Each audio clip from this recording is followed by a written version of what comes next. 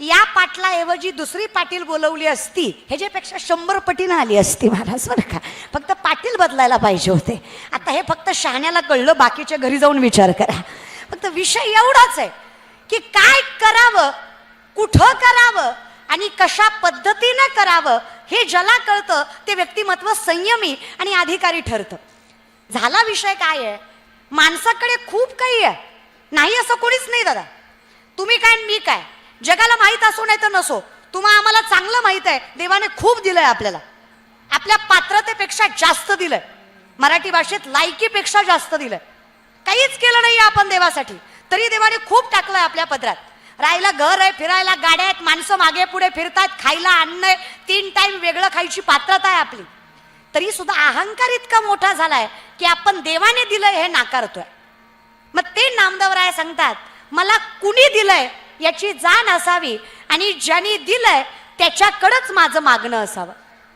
तसा अभंग मागणी पर आहे, पण नामदेवराय कुठल्या एका व्यक्तिमत्वासाठी मागत नाहीत. खूपच विको झालाय. म्हणजे शास्त्र सांगतं उपास्य, उपासक आणि उपासना ही त्रिपुटी साजली की मागणं पूर्ण होतं. उपास्य ज्याच्याकडे मागितलंय, उपासक ज्याने मागितलंय आणि उपासना ज्या साधनेवर मागितलंय. नामदेवरायांच्या साधनेचा विचार केला तर नामदेवांसारखे निष्ठावंत भक्त कुठेच सापडणार नाहीत. ही साधना आहे. ज्याच्याकडे मागितलंय तो इतका प्रेमळ आहे की तो कधीच नाही म्हणत नाही. आणि ज्या उपासकाने मागितलंय ते नामदेवराय इतके श्रेष्ठ आहेत की त्यांच्या पायरीला हात लावल्याशिवाय पंढरीचं दर्शन पूर्ण होत नाही. त्यामुळे तीनही त्रिपुटी अगदी सामर्थ्याने समर्थक आहेत म्हणून मागणं पूर्ण होणार. मागणीचा नियम आहे, तिन्ही नियम परिपूर्ण झाले. आता ज्या समर्थाने मागितलंय किंवा ज्यांच्यासाठी मागितलंय ते तुम्ही आम्ही आहेत.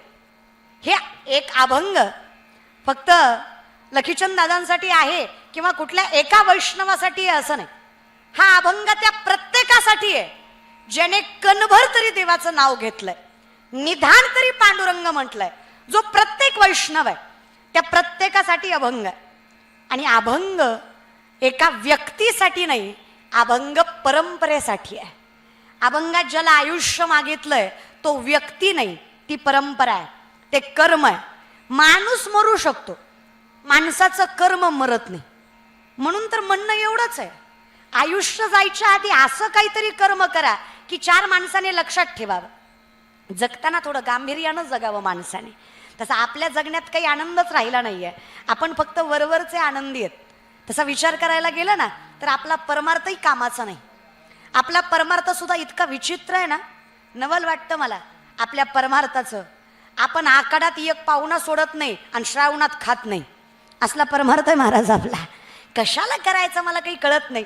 आता हे बघा ना, 10 दिवस गणपती बुडवताना बाबूराव पुन्हा बोंबलायचं देव भेटला नाही.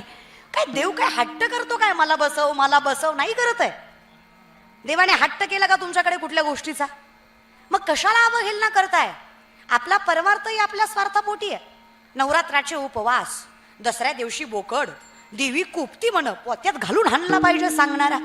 बरं एक साधं विचारतं तुम्हाला पेटकर, ज्याला घरातला बाप कळला नाही त्याला गणपती बाप्पा पावणार आहे? अहो ज्याला घरातली माय कळली नाही त्याला पंढरीची माय कळणार आहे? हा, उत्तर देत जा. एक काम करा, कीर्तन झाल्यावर माझ्या पाकिटातलं तुम्हाला थोडं थोडं देते मी, पण तुम्ही बोला. हा ना, तुम्ही असे एकदम मड्याला बसल्यासारखे बसलाय. तू बोल, मी आहे, तू बोल, मी बसलोय, तू बोल, मी ऐकतोय, तू बोल, येणार नव्हतो मी, तुझं नाव ऐकून आलोय, तू बोल. असं नका करू, जज नका करू, जजमेंटला नाही बसलायत तुम्ही. एक साधं उत्तर द्या दादा. वडिलांसारखे आहात, माझ्या भावासारखे आहात. पोटच्या पोरीचं भाषण चुकलं तरी टाळ्या वाजवता, हो की नाही? हो ना, हो ना माय.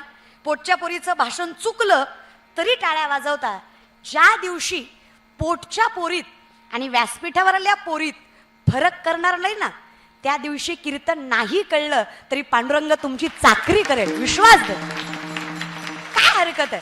म्हणा ना, माझी आहे, रक्ताची आहे, माझ्या पोटची आहे, अशा नजरेनं कौतुक करा ना. पण खरं सांगू का, महाराष्ट्रात कोणीतरी कोणाचं तरी कौतुक करावं हे सगळ्यात मोठं कौतुक आहे. का तर कोणीच कोणाचं कौतुक करायला तयार नाही. माऊली फार गोड म्हणतात याला, आपण याशी आपण मानती महंतपण फुगती असाधारण गर्वे येणे. स्वतःलाच महंत मानणारी माणसं निर्मित झाली. त्याच्यामुळे देवा, तुझ्याविषयीचं प्रेम कमी झालं, तुझ्याविषयीची आवड कमी झाली. हे नको आहे मला. माझ्यासाठी त्या व्यक्तिमत्वाला आयुष्य दे जेणे तुला सर्वस्व मानलंय. आणि एकदा त्याला आयुष्य भेटलं ना, मग परंपरा पुढे पुढे चालत राहील. कारण हा वारकरी संप्रदाय म्हणजे नाथ संप्रदायापासून चालू झालेला संप्रदाय. आदिनाथ गुरु सकळ सिद्धांचा, मच्छिंद्र तयाचा मुख्य शिष्य. मच्छिंद्राने बोध गोरक्षासी केला, गोरक्ष वळला गहिनी प्रती. गहिनी प्रसादे निवृत्ती दातार, ज्ञानदेवा सार चोजविले. मग ज्ञानदेवे रचिला पाया. नाथ संप्रदायापासून चालत आलेला हा संप्रदाय. म्हणून तर ज्ञानोबरायांची संजीवन समाधी आहे. कारण कुंडलिनी शक्ती जागृत करायची सोपं नाही.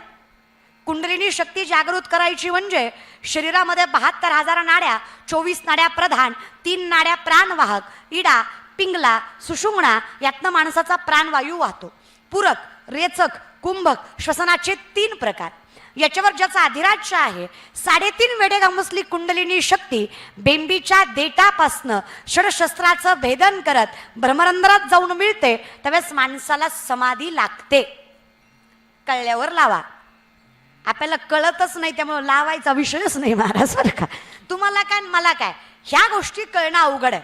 मग माऊली म्हणले हरकत नाही, जर हे अवघड वाटतंय, हरिमुखे सोप आहे. नामसंकीर्तन साधन पै जळतील पापे. सगळं मिळून जे करणार आहे, चहुवेदी जाणं, साही शास्त्री कारण, 18 ही पुराण, हरिसीच गात. आणि देवाच्या नावाला काही पाप पुण्य नाही बरं का माय. जमेल तसं घ्या, काही लागत नाही. काळ वेळ नाम उच्चारिता नाही, दोन्ही पक्षपाही उद्धरते. देवाच्या नावाला काही सुतक नाही, देवाच्या नावाला काही अपवित्रता नाही. फक्त काय झालंय, आम्ही फार एकदम अंधश्रद्धेत गुंतलेली माणसं आहे. एका वाक्यात सांगते तुम्हाला, आपलं कसं आहे ना, आपला अंगाऱ्यावर विश्वास आहे पण बुक्क्यावर नाही. हे कळलं त्यालाच कळलं महाराज बरं का.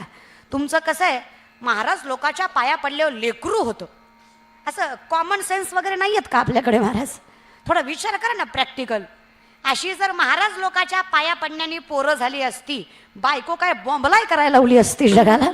हे नियमच राहिला नसता ना पाणीग्रहणाचा. पाणी ग्रहण होतंय म्हणजे त्याला काहीतरी तत्व आहे की नाही? काही नाही. भलता देव स्वीकारला, कल्पनेची बाधा, एवढंच आयुष्यात आहे. त्याच्यामुळे तो सुख नाही. काय सुख आहे मला सांगा? माणसं सहज विचारतात, ताई पाप पाप म्हणजे काय असतं? अहो दादा, सगळं तरी चेहऱ्यावर आनंद नाही, याच्यापेक्षा मोठं पाप काय असतं? सांगा ना तुम्ही मला. सगळं काही आपल्याकडे, तरी आपल्या चेहऱ्यावर 12 वाजलात. का बरं? अहो पाप लय झालं. काही माणसं म्हणतात निघालतो कीर्तनाला, गेलो नाही. काही म्हणतात गेलतो, मधनच आलो, पटलं नाही. काही म्हणतात शेवटपर्यंत बसलो, कळलंच नाही. तुमच्या चुकाच नाही, तुमचे पाय कीर्तनाकडे वळत नाही, तुम्हाला कीर्तन कळत नाही. कीर्तनासारख्या धर्म मंडपात तुमचं मन सुखावत किंवा स्थिरावत नाही. खरंच मायबाप तुमचा दोष नाही. माऊली सांगतात, पूर्वजन्मीचं पाप तुम्हाला इथं बसायचा अधिकार देत नाही, त्याला पुण्य फार मोठं लागतं. भाषा माझी नाही. मंडपाच्या बाहेरचे टाळ्या वाजू वाटल्या तर वाजवीत जा. त्याला काय सरकारचा GST नाही, मोफत आहेत महाराज, आहे की नाही? वाजवायच्या. तुम्ही टाळ्या वाजवताय पण माझ्यावर उपकार केल्यासारख्या वाजवताय महाराज. तुमची टाळी कशी पेट कर माहिती का? दर दर आली आमच्या गावात, दर घे, दर दर एवढं पाहिजे, दर दर दर दर. कशाला? लय अवघड आहे असं. ह्याच्यामुळे तो वाटोळ आहे आपलं महाराज. भक्ती प्रेमाविना ज्ञान नको. अरे मनसोक्त वाजवा की, त्याला काय होतंय? माहेर आहे तुमचं, फील द मोमेंट, आनंद घ्या, त्यात परमानंद आहे. हसू वाटलं मोठ्यानं हसा. तुम्हाला आवर्जून सांगते हसा. यांचं काय, हे कुठे हसतंय? बसलं टपरीवर ख्या ख्या ख्या, याचं काय कुठं? आपला अवघड नाही. आपण जर 4 माणसात मोठ्याने हसलो तर माणसं म्हणतात बाईच्या जातीनं एवढ्या मोठ्यानं हसावं का? आपला अवघड आहे की नाही ग माय? इथं चान्स मारून घ्या, कोण हसले कळत नाही महाराज बरं का. आनंद घ्यायचा ग. तुम्हाला खरं सांगू का माय, किती संकट वाट्याला यावी, किती दुःख पदरात पडावं, समाज आपल्या पाठीमागं लागावा, तरी सुद्धा आपल्या चेहऱ्यावरचा आनंद जाऊ नये, याच्यासारखी मोठी भगवंताची कृपाच नाही की आपण सुखी आहे. काहीच नाही. लोक विचार करतात हो. लोक म्हणतात एवढा काटा काढला याचा तरी मी हसतो याची. करा ना विचार. लोक जळतात रे दादा आपल्या हसण्यावर. मग काय हरकत आहे हसायला?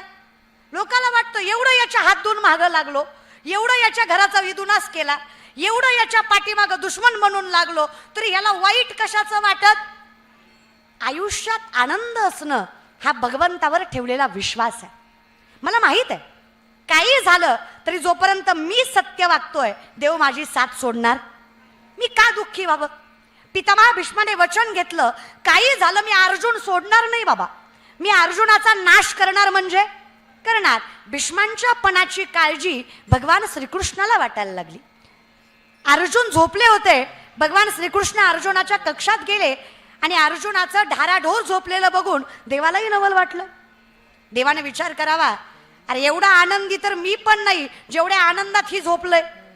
भगवंताने उठवलं अर्जुनाला.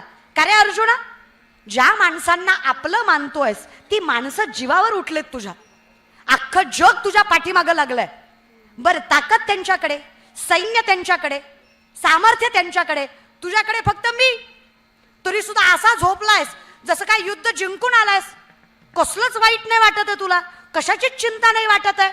अरे एवढं सगळं झाल्यावर तुला झोप तरी कशी लागली? अर्जुनाने इतकं गोड उत्तर दिलं पेटकर. अर्जुन म्हणले, देवा, ज्याच्या काळजीत जगाचा बाप झोपला नाही त्याला कशी झोप लागणार नाही? माझ्यासाठी तू जागा आहेस रे बाबा, मी का बरं झोपू नको? घालून या भार राहिलो निर्विले संती विठोबासी. चाणक्य 5000 वर्षापूर्वी सांगतात, हा समाज असा आहे इथे 4 माणसं एकच खोटं बोलली की खोटं सुद्धा खरं होतंय. खरं आहे का खोटं आहे? चुकून 5वा खरं बोलला तर 4 मिळून त्याला खोटं ठरवतात. आमच्याकडं सगळं प्रसिद्धीवर आहे, हां, सगळं जाहिरातीवर आहे. चला तुम्हाला सिद्ध करून दाखवते. कुठल्या ग्रंथात लिहिलं होतं दिवाळीत मोती साबण वापरायचा? ग्रंथ सांगा मला एखादा, माय मावल्या. कुठं लिहिलंय का? नाही, दिवाळीला मोती लावला तर नरकात जाशील असं काही आहे का? तरी सुद्धा 99% महाराष्ट्र दिवाळीला साबण कुठला आणतो? मोती. 2 महिने आधीपासून जाहिरात असती, उठा उठा दिवाळी आली, मोती स्नानाची वेळ झाली. दिवाळी आत्ताची आहे. कल्पना. सगळ्यांनी स्वीकारलं म्हणून आम्ही सुद्धा आम्ही बघत नाही खरं खोटं काय. आमच्याकडे फॉर्च्युनर मध्ये महाराज आला की हुशार आहे, चलत आला की मूर्ख आहे. फॉर्च्युनर वाल्याला हरिपाठ का पाठ नसना पण तिथं गर्दी आहे.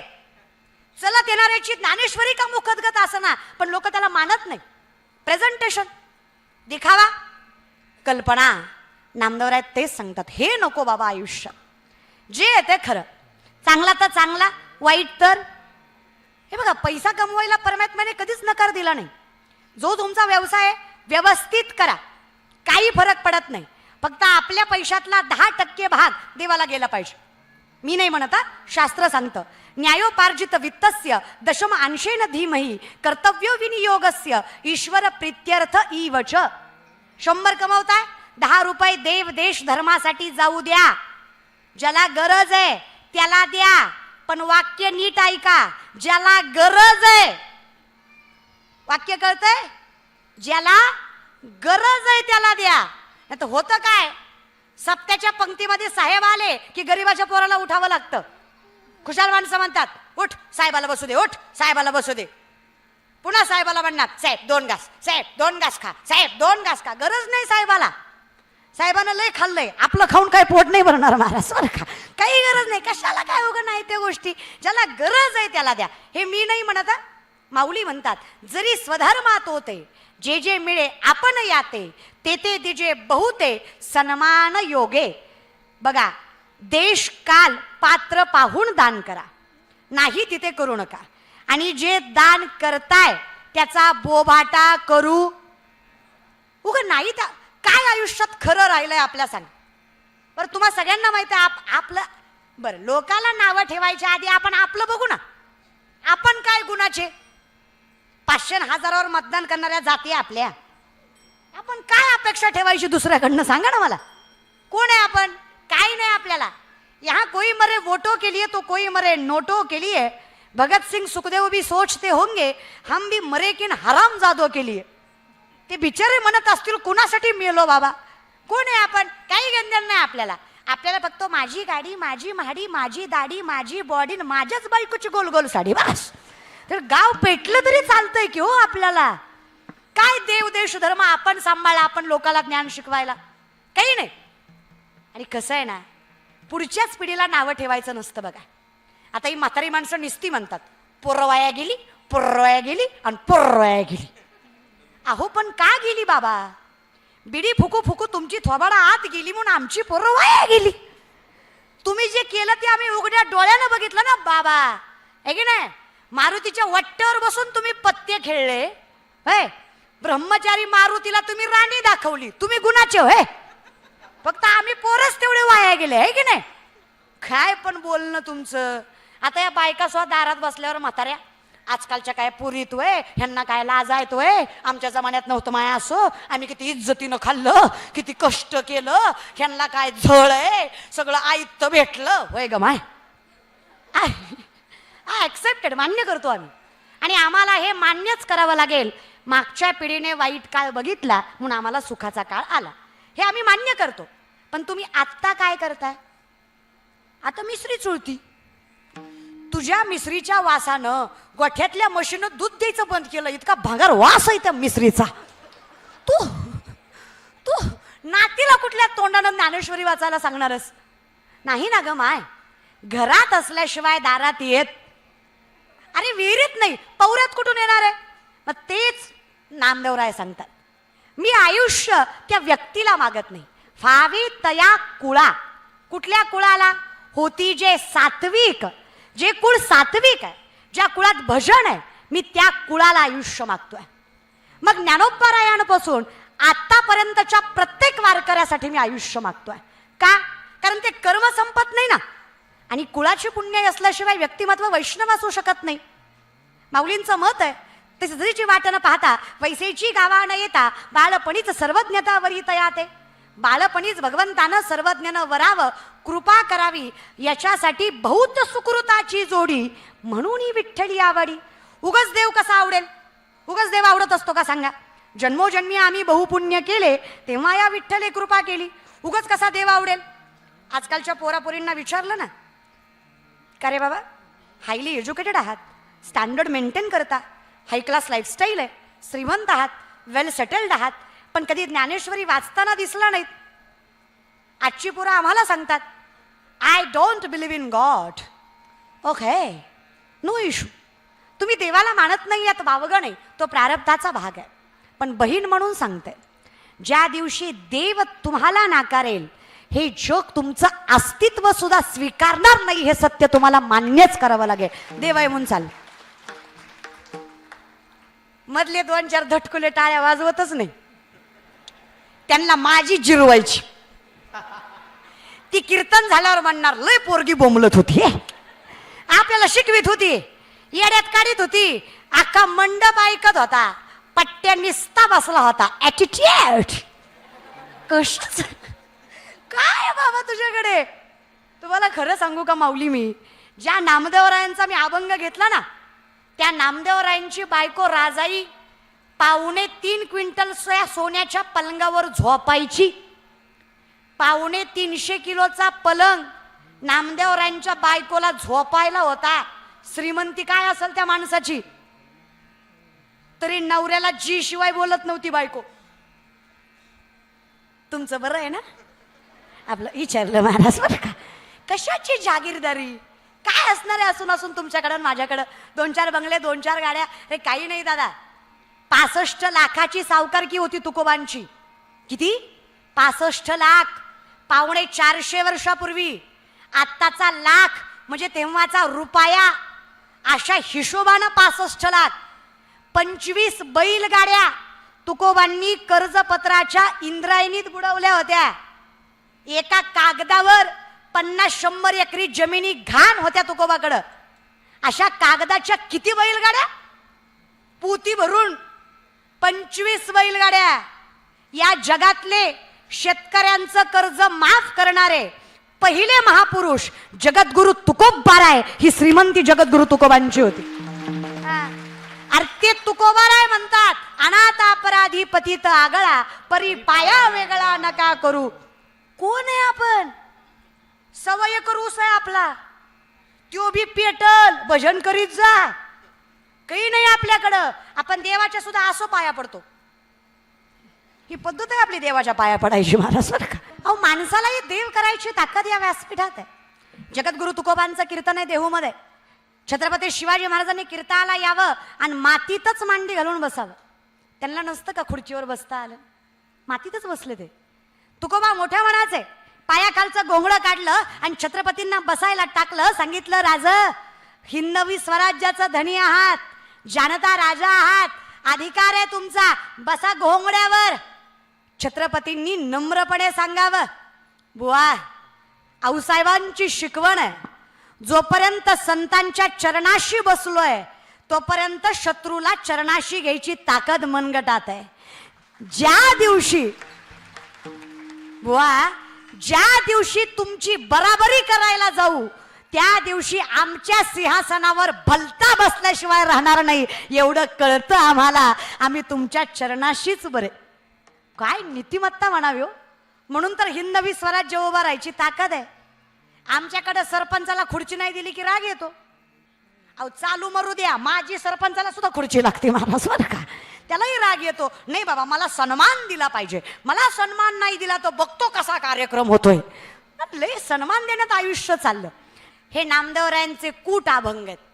हे कुठून कुठून किती बी कुठले तरी कुठूनच कळत नाही त्याला कुठ म्हणायचं महाराज बरं का. कुठ म्हणजे जरा खोड कर, लटक म्हणजे खोट, कटक म्हणजे कुटानं.